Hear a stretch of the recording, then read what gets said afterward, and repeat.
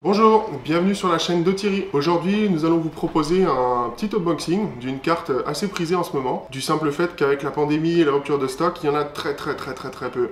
On a réussi à vous dénicher une RTX 3080.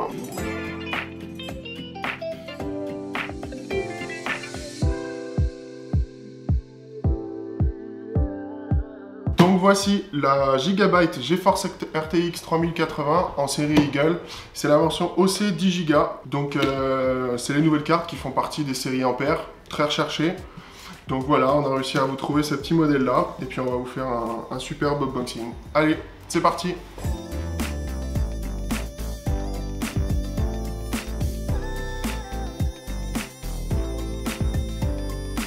Packaging classique, hein, Gigabyte, boîte noire, la team orange, on reste sur une boîte carton simple, la mousse bien protégée. Et donc voici le bestiau, c'est un beau bébé, bien lourd, elle est propre, un bon backplate, métal, plastique. Ok, donc ce que je peux dire par rapport au design, c'est qu'on est sur un modèle gris anthracite. Il y a pas mal de formes, un peu technologique, c'est plutôt pas mal. Ils nous ont rajouté un petit effet, j'imagine, qui s'allume en LED. On vérifiera ça après. Pour le logo, le backplate, les couleurs sont assez sobres. Hein. On est sur un principe assez métallique. Ils ont voulu donner un style un peu bloc métallique. Voilà. 3 ventilos. J'imagine qu'on est sur des WindForce 3. Donc nouvelle spécificité également, on est sur une carte, donc comme je le disais, en overclock 10 Go. Le gros avantage, c'est que maintenant cette carte-là, elle est compatible PCI Express 4.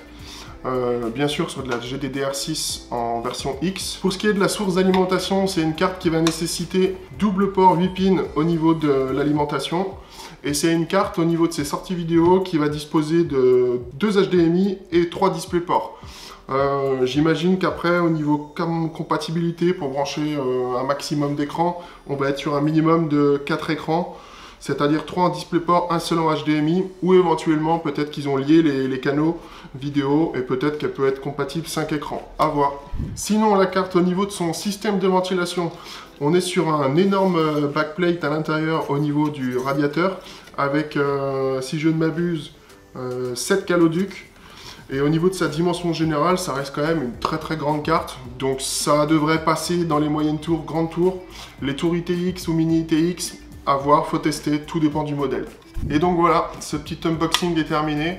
Donc en espérant que ceux qui ont réussi à commander des modèles de ce type, que ce soit 3070, 3080, 3090, vous puissiez en avoir sous le sapin, ce qui risque d'être compliqué vu la période actuelle.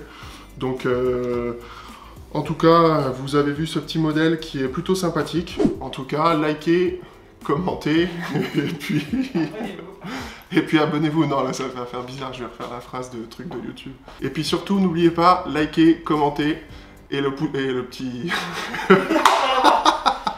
Non, c'est pas dans le bon sens. N'oubliez pas de nous laisser un petit pouce bleu si cela vous a plu, et abonnez-vous pour voir d'autres vidéos de ce type. Et surtout, n'oubliez pas, don't trash it, repair it.